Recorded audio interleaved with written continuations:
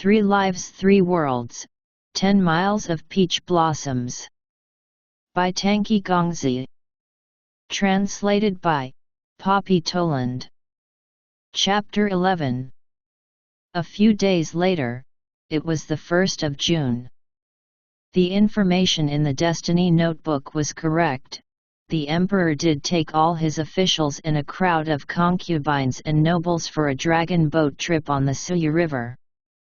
Despite the fact that I was his son's master, the emperor did not hold me in high regard, and I had not been ranked highly within the imperial palace.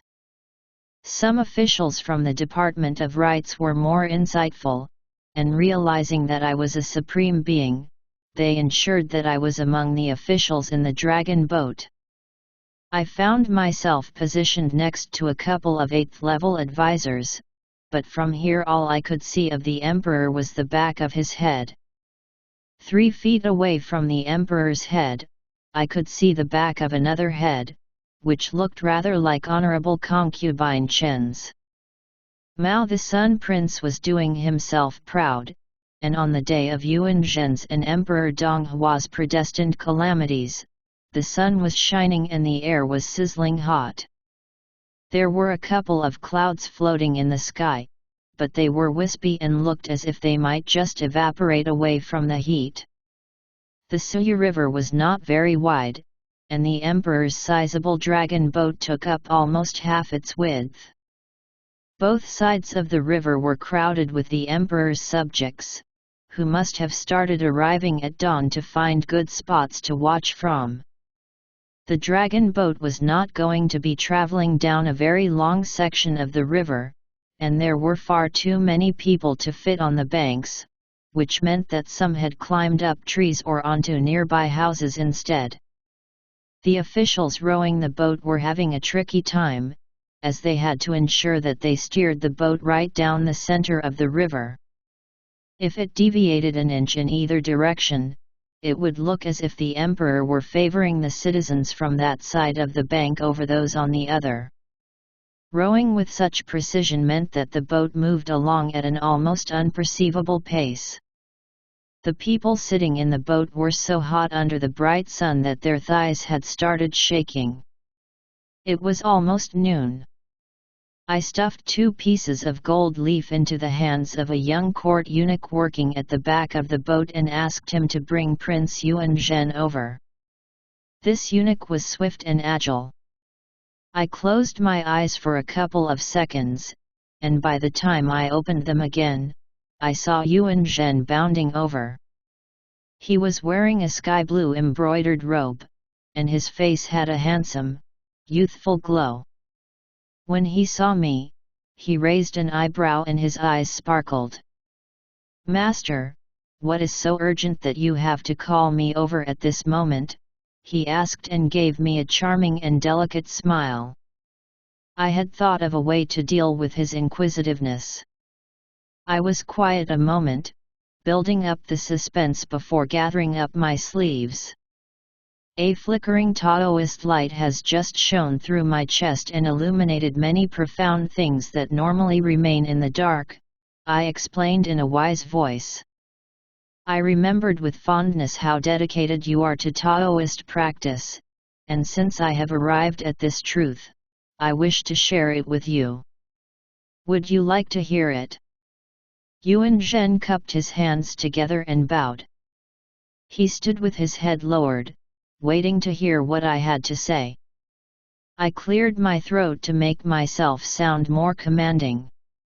Despite napping through Mo Yuan's classes for all those thousands of years, much must still have managed to seep through, because providing a mortal with an hour-long lecture on Taoist practice posed me no problem whatsoever.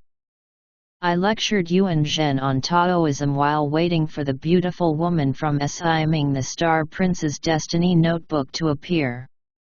It was almost midday, and I was feeling apprehensive. I was getting toward the end of my lecture when Yuan Zhen, who had been looking as if he wanted to say something for a while now, finally cut in. "Master, you've repeated the part about dual-person Taoist practice, cultivation of qi, and harmonization of the soul 4 times now, he said. Of course I've repeated that part 4 times. I said in false exasperation. I've done so for good reason. You need to consider the significance of the number 4. You also need to consider the significance of this aspect of Taoist practice and the reason your master went to the trouble of explaining it 4 times.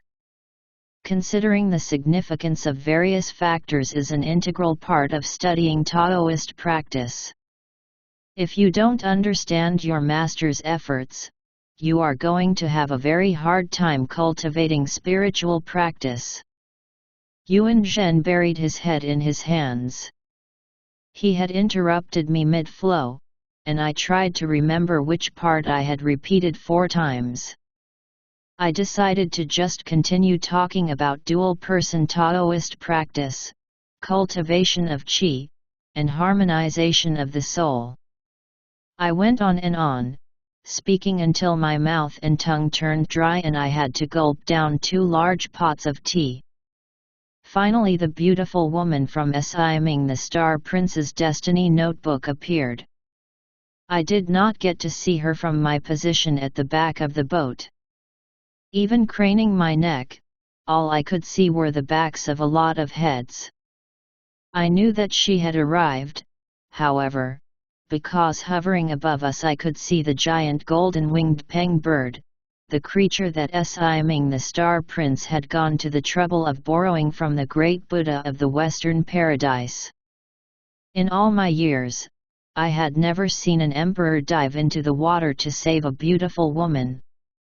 Any moment now I would have the chance to enjoy this rare spectacle, and the prospect gave me a blood rush.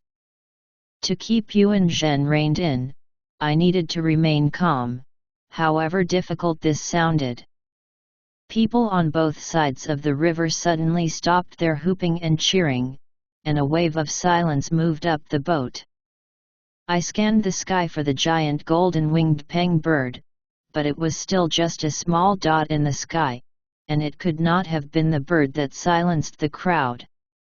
It must have been catching sight of the beautiful woman that had rendered them speechless. Yuan Zhen was still deeply immersed in the expansive realm of Taoist philosophy and had not even noticed the spectacle unfolding around him. I felt comforted by this and continued to talk on the subject, while taking the odd surreptitious glance up at the giant golden-winged peng bird, which was now swooping toward us. The great Buddha's giant peng bird was extremely powerful, and each flap of its wings could send it soaring 3,000 miles. Today it was disguised as a mortal bird and was unable to fly with as much force and vigor as it was used to. It kept its wings retracted as it flew slowly through the sky. It had probably never felt so pathetic flying before, and hung its head and looked despondent. I watched the tormented peng bird floating through the sky until it was right above the Suyu River. It circled gently through the air before extending its wings and diving down, before soaring slowly back up again, all its movements extremely gentle. I could not imagine that it had ever flown with such delicate grace. But its movements obviously did not look so gentle from the perspective of the mortals watching from below, and they began to shriek with a terror that filled my ears with a constant roar. One old advisor next to me pointed a shaky finger and said, "I didn't know giant peng birds actually existed, let alone such fierce ones flying as fast as this." Yuan Zhen was still fully absorbed in the wonders of Taoism and lost to the outside world. The beautiful woman ought to have fallen in the water by now. I sat there calmly, waiting for the splash that would signal Sangji to push the emperor into the water from the front of the boat. Finally I heard it and nodded to myself in satisfaction. Sangji had succeeded in pushing Dong Hua into the water. Excellent. I was still nodding to myself when I heard Honorable Concubine Chen shouting, "The Emperor can't swim." Oh, goodness gracious! He can't swim. This was followed closely by another splash and another. Splash after splash. I stared in dumbstruck horror. Oh my! Despite planning everything so meticulously, we had not given a moment's consideration to whether Dong Hua in his mortal form might actually be able to swim. Who was going to dive into the water and rescue the beautiful woman now? I scrambled toward the front of the boat. Honorable Concubine Chen's roaring had snapped Yuan Zhen from his reverie, and he dashed in front of me in a panic. There had been so many flaws in the carrying out of our plan already, but it was still vital to stop Yuan Zhen from jumping into the water. Dong Hua's fate may have been altered, but the very least we could do was make sure that Yuan Zhen's was altered along with it. Finding a moment's clarity within all this chaos, I rolled up my sleeves and grabbed Yuan Zhen by the arm. As he was racing toward the front of the boat, Yuan Zhen turned and gave me a serious look before continuing to sprint on ahead. Everyone cleared the way for the heir to the throne, and we were soon at the front. We squeezed past the thick crowd and found ourselves standing behind the mast column. I looked down past the column to see a very strange scene. A number of brightly dressed officials of all ranks were bobbing around in the Suyu River. Those that could not swim were choking on water and yelling to be saved, while those who could were swimming back and forth, dipping their heads in the water, swimming a bit farther and shouting "Emperor." When they came across a colleague who had leaped into the water without being able to swim, they would grab them, and together they would swim back and forth in search of the Emperor. The sheer volume of people in the river was making the search for the Emperor more difficult. Standing inside the boat gave me a panoramic view out over the river, and I saw that while all his officials were swimming up and down in a desperate search for him, the Emperor was actually being held firmly in Honorable Concubine Chen's slender arms as she swam her exhausted way toward the dragon boat.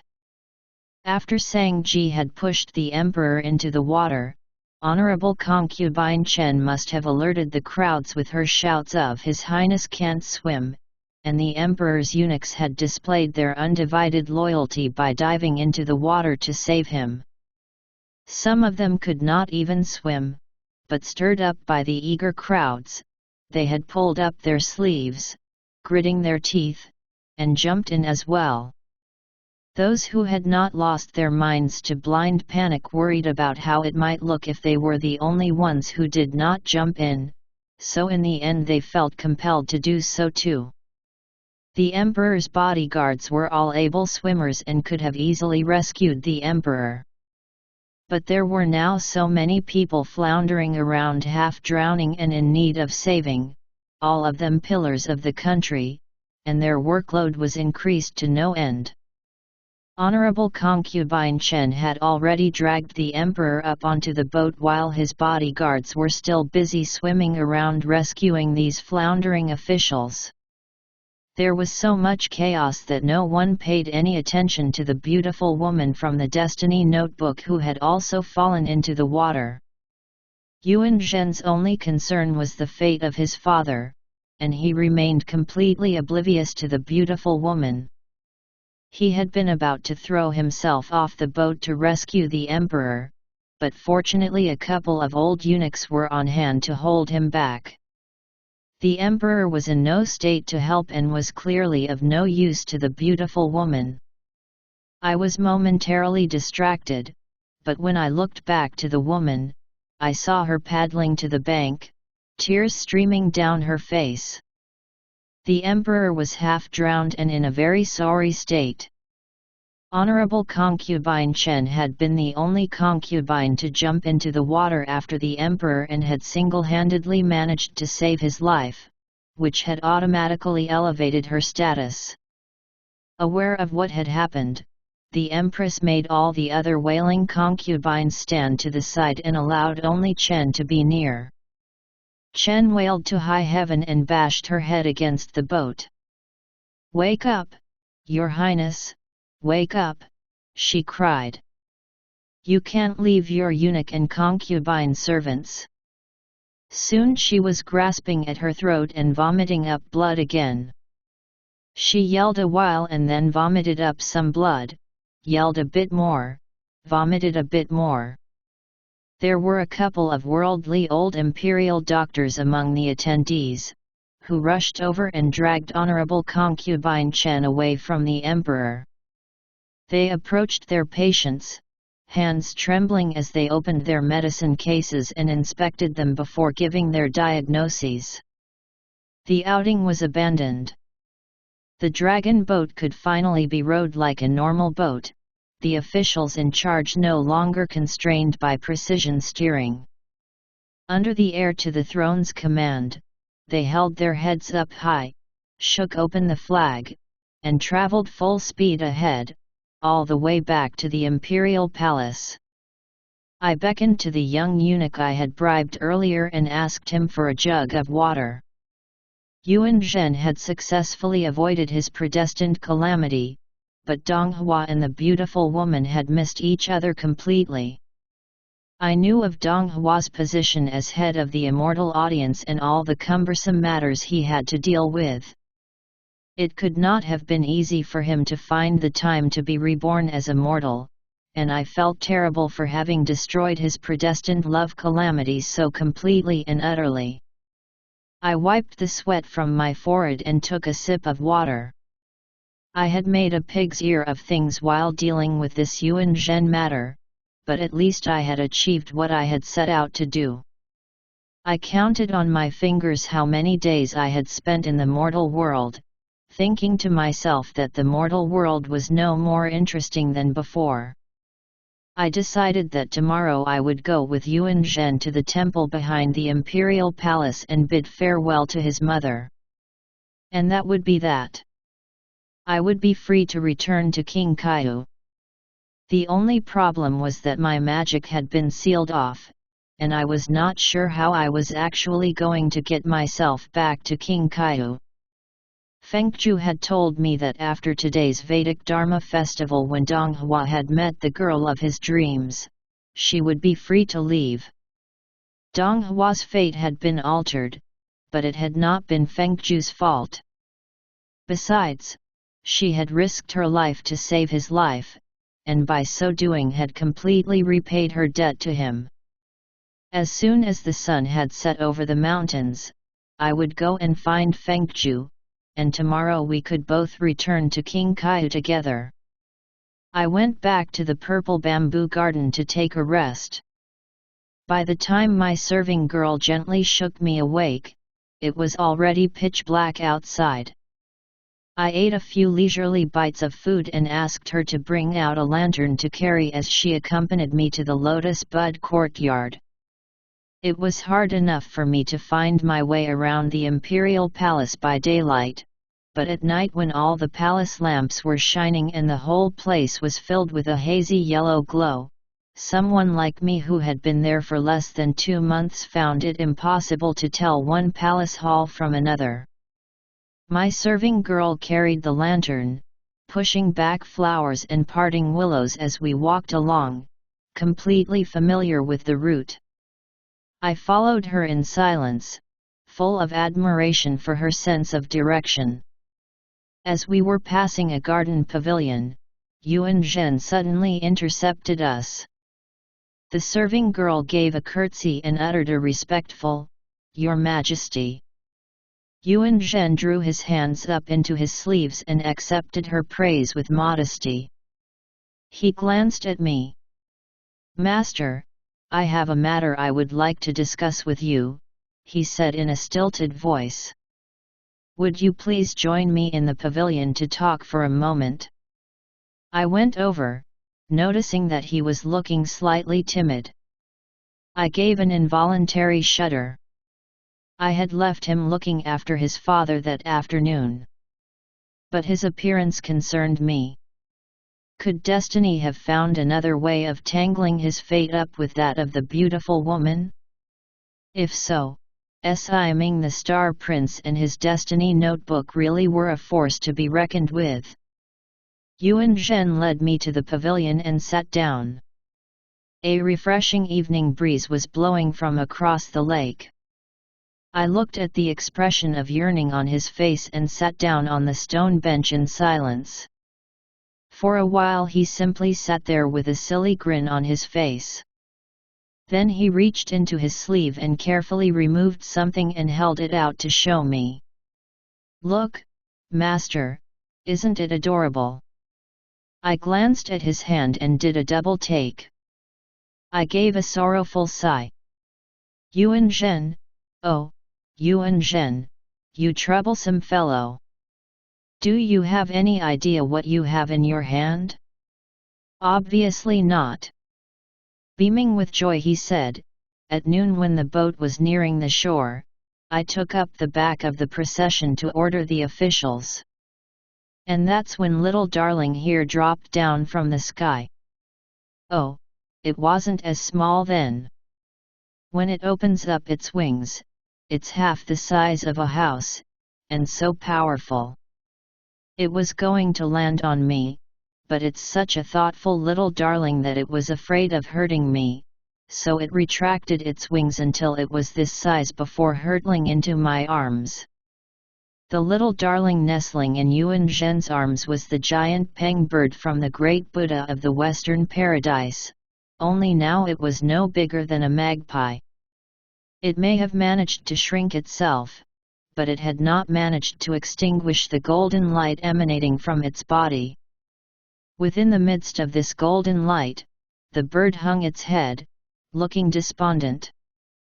When it heard itself being referred to as little darling, it closed its eyes and trembled. I took a closer look and saw that both its legs were tied with immortal lock bells. They were used in the ninth sky to trap spirit birds and animals. No wonder this golden-winged Peng bird had not been able to return to its original form. At this size it was as vulnerable as a piece of meat on the chopping block and completely at the mercy of others.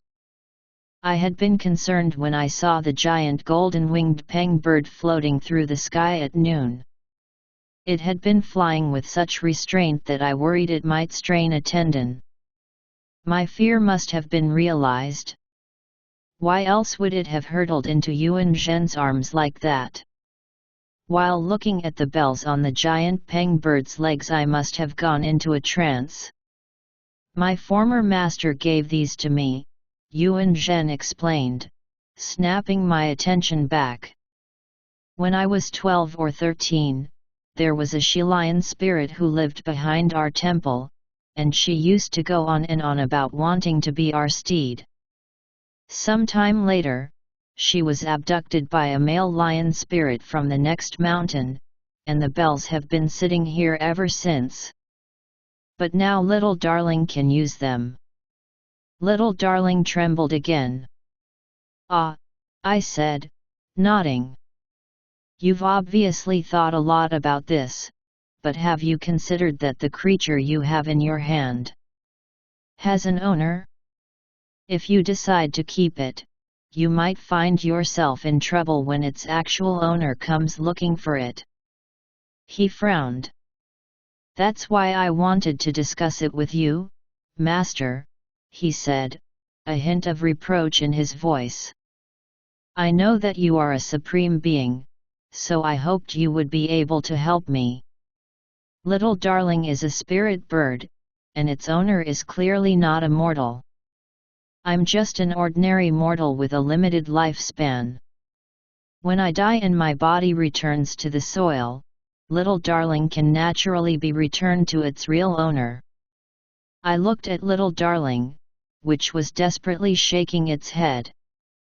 Because it was in bird form, its neck was not as flexible as a human neck, and when its head moved, its whole body moved too.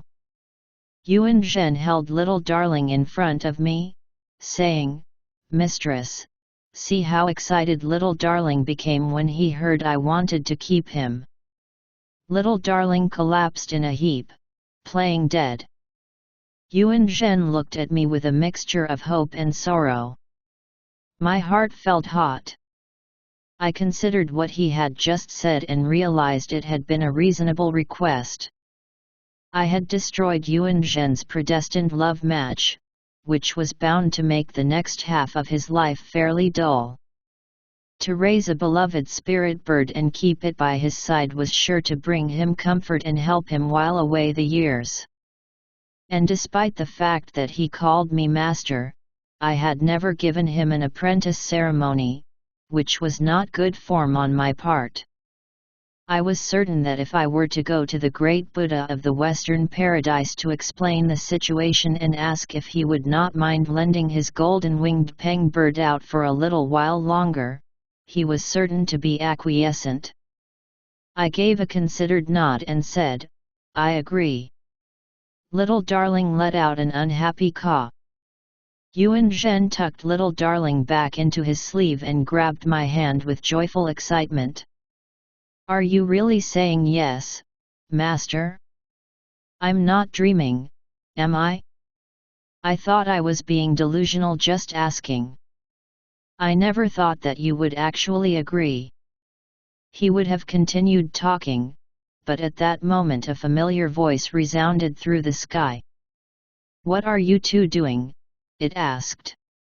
I looked up in surprise to find Ye Hua, who I had not seen in over a month, standing in midair, backlit by the cold, clear moonlight, his face impassive and his eyes shining as he watched Yuan Zhen and me. Behind him stood another immortal wearing a sapphire blue tunic, a half-smile on his kindly-looking face. For over a month, apart from Fengju, the only faces I had seen were those of strangers. Seeing a familiar face, and the one of the very person I knew could release my sealed-off magic, I became very excited. In the play scripts I read in my spare time, old friends who reunited usually took each other by the hand and dragged each other off to a bar to share a drink and lament about how long it had been. That was what reunions between old friends should be like. Ye Hua and I had not been apart for long, but it had been an absence. Yet here he was, standing in midair, without even a proper greeting to offer me. I was not very impressed. Yuan Zhen took hold of my hand, trembling slightly. I gave him a reassuring look and turned to the two immortals standing in midair surrounded by steaming propitious vapors. "Come down from the sky, you two," I reprimanded. "The moon shines tonight, and the wind is strong. You are in the presence of a mortal who can't appreciate your immortal airs and grace. It isn't fair to scare him like this."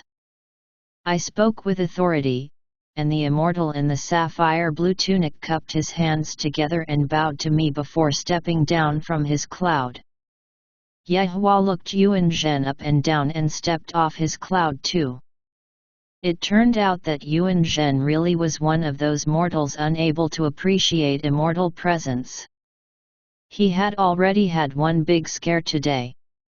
I was just about to call the serving girl with the lantern, who was still waiting by the path, and ask her to take him off to lie down, but when I looked up, I saw that she was on the ground, her lantern toppled onto its side.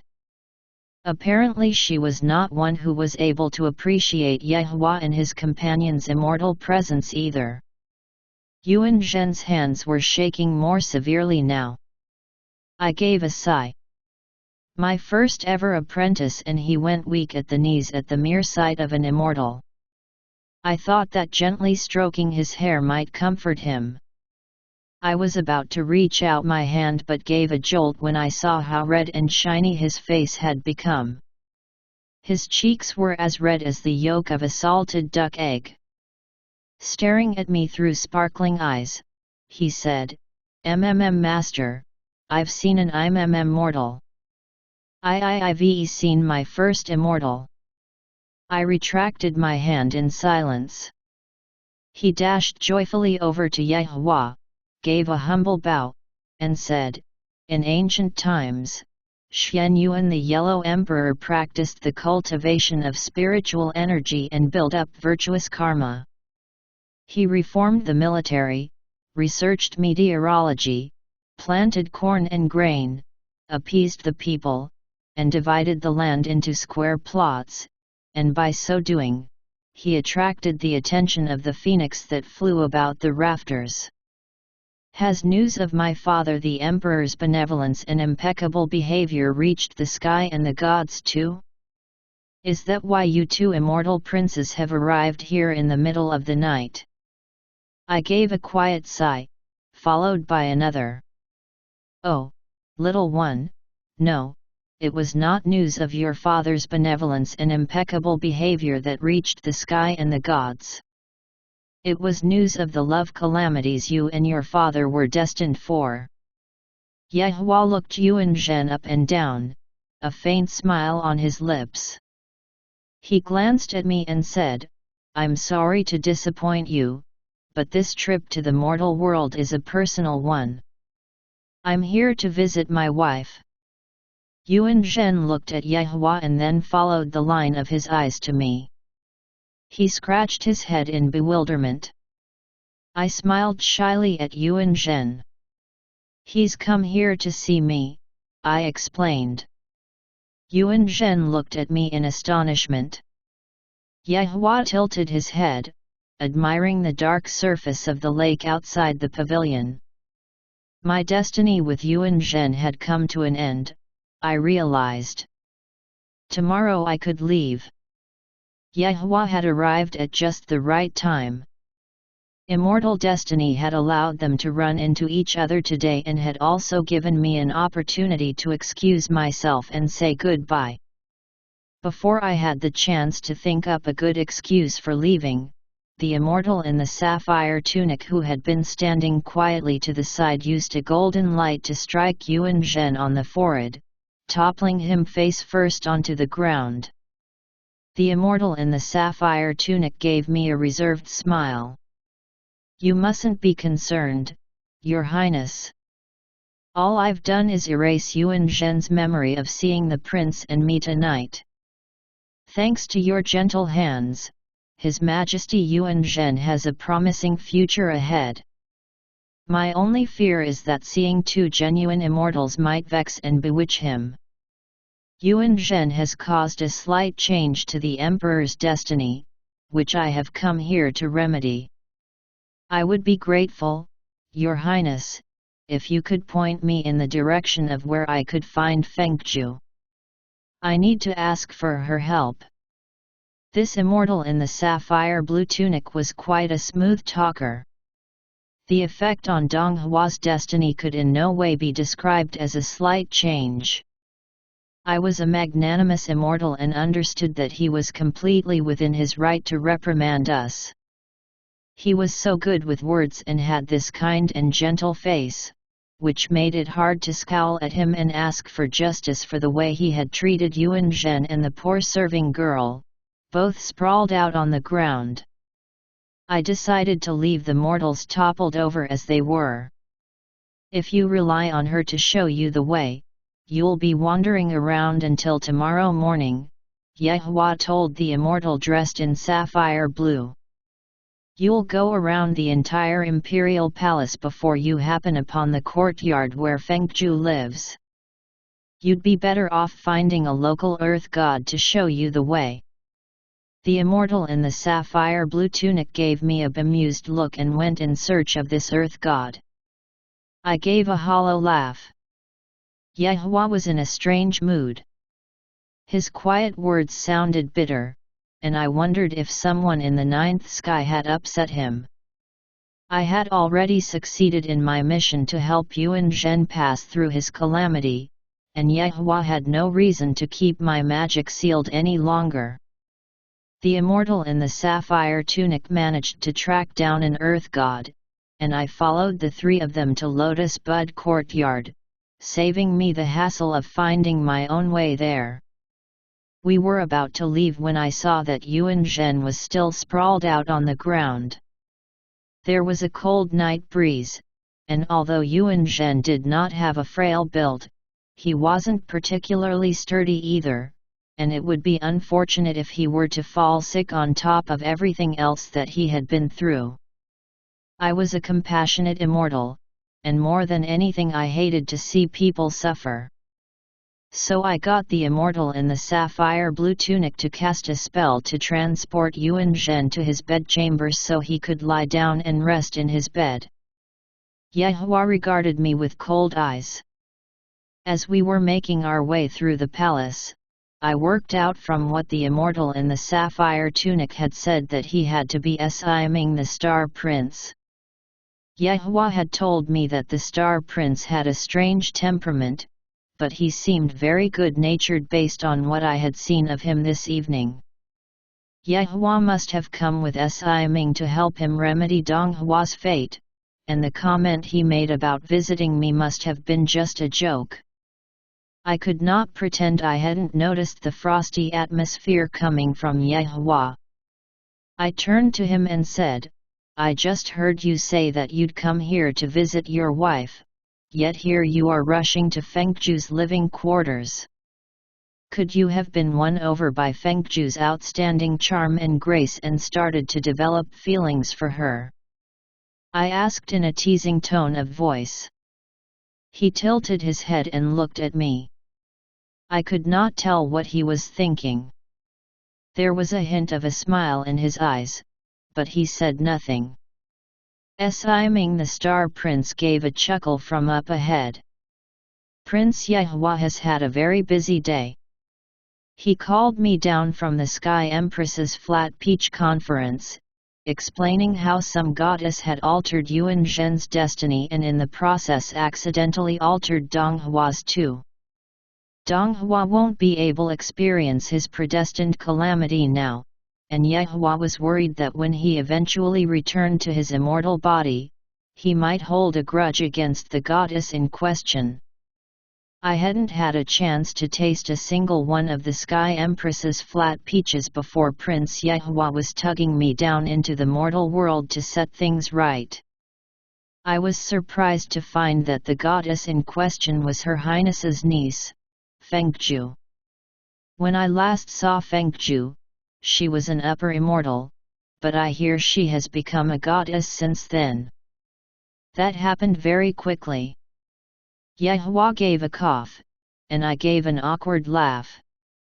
"Yes, it happened very quickly," I said to Siming. "Very quickly indeed." We arrived at the entrance to Lotus Bud Courtyard, and Yehua floated gently past me, saying, "Siming has come to remedy Donghua's destiny, and I came with him so that I could see you." He made himself invisible and dived through the main entrance to Lotus Bud Courtyard. I was taken aback. This earth god was an extremely alert and dutiful immortal.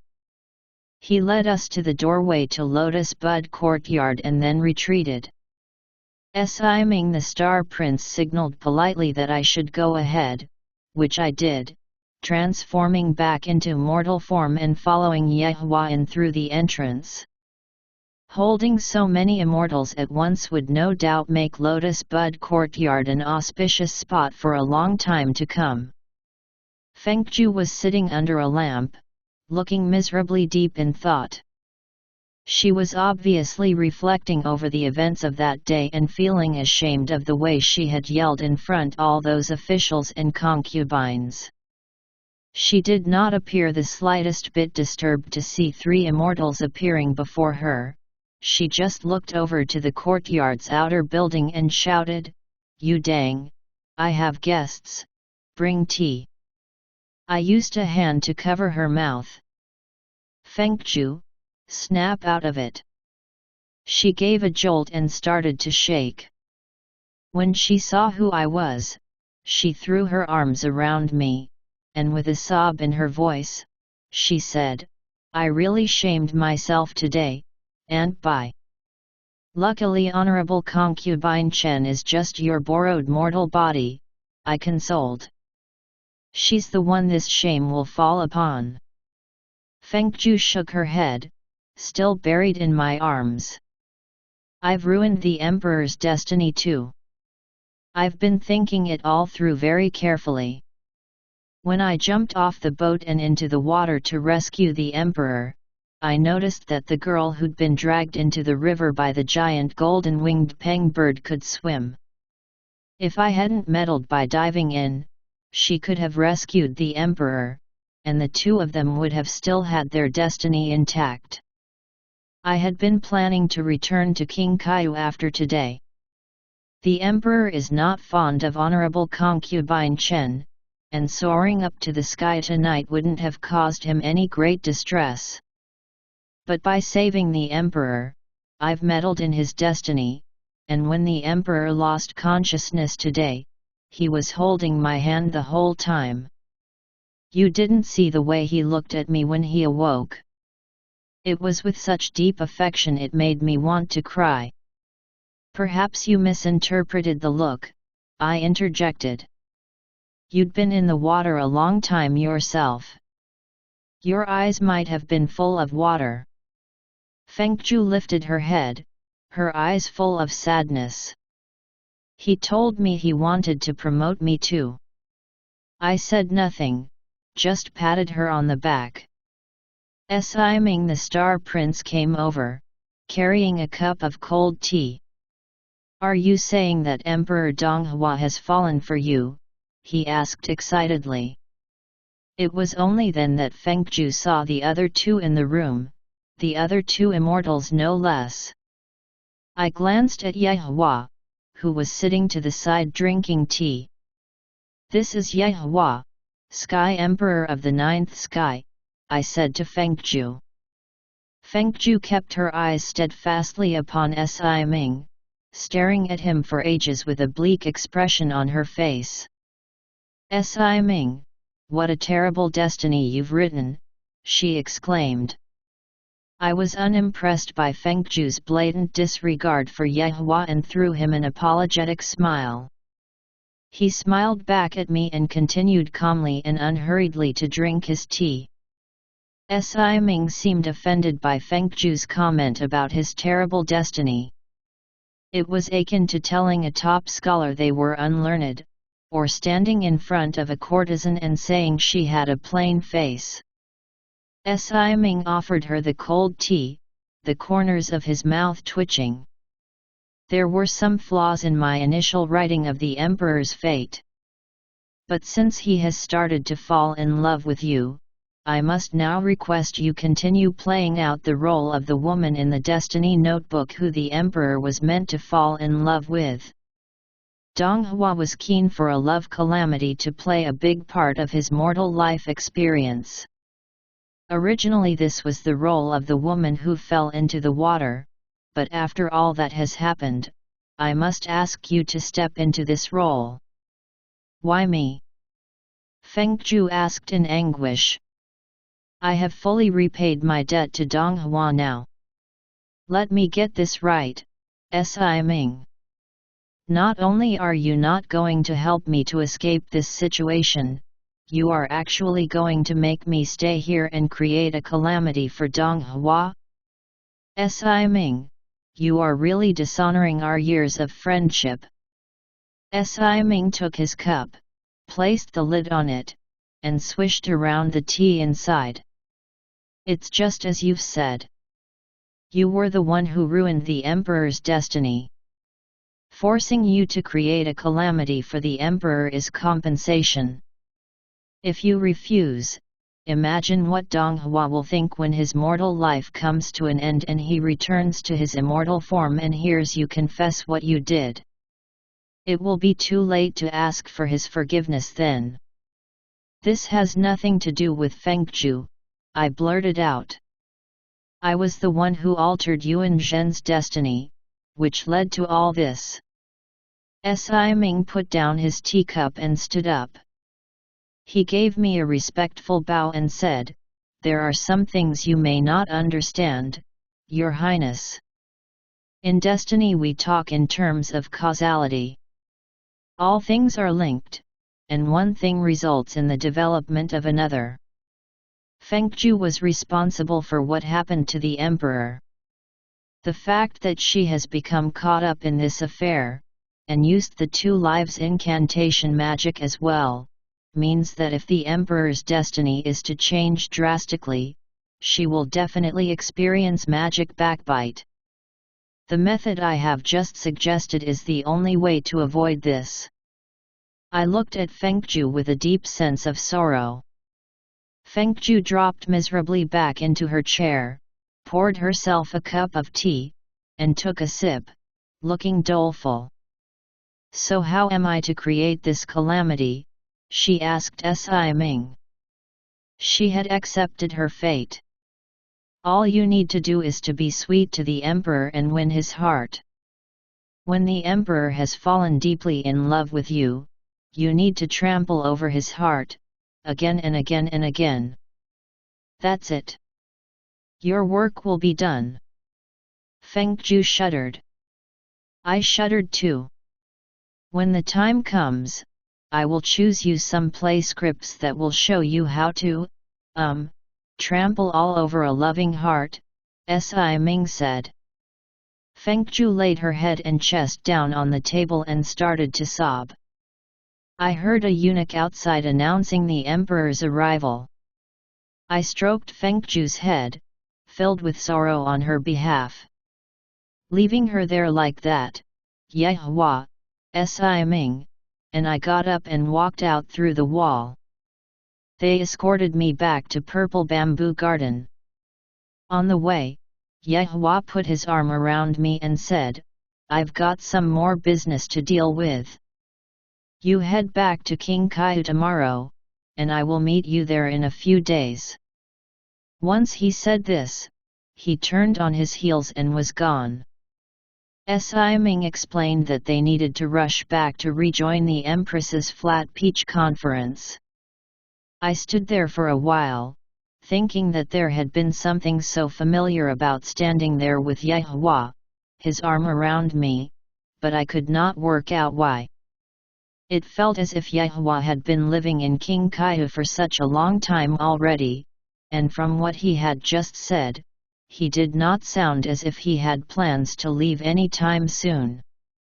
How long was he actually going to stay? I thought about it until I felt drowsiness hit, and scratching my head, I walked inside to sleep. End of chapter 11.